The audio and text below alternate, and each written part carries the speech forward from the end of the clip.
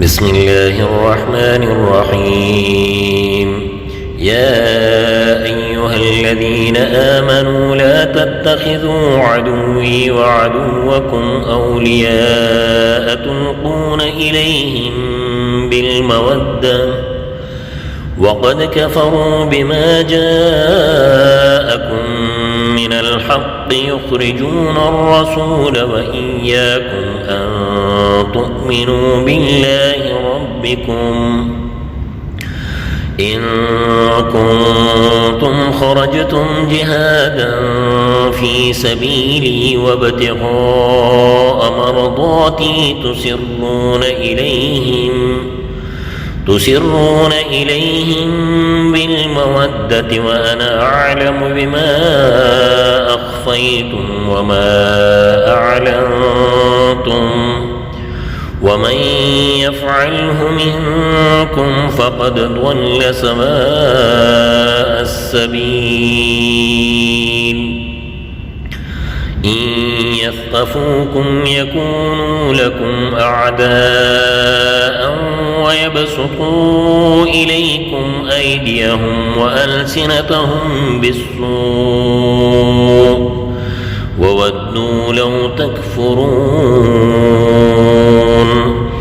لن تنفعكم أرحامكم ولا أولادكم يوم القيامة يفصل بينكم والله بما تعملون بصير. قد كانت لكم أسوة حسنة في إبراهيم والذين معه إذ قالوا لقومهم إنا براء منكم ومما تعبدون من دون الله كفرنا بكم وبدا بيننا وبينكم العداوة والبغضاء أبدا حتى تؤمنوا بالله وحده إلا قول إبراهيم لأبيه لأستغفرن لك وما أملك لك من الله من شيء ربنا عليك توكلنا وإليك أنبنا وإليك المصير.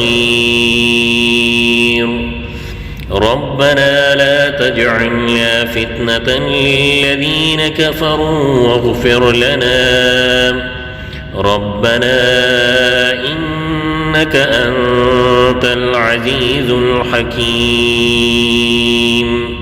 لقد كان لكم فيهم أسوة حسنة لمن كان يرجو الله واليوم الآخر ومن يتول فإن الله هو الغني الحميد.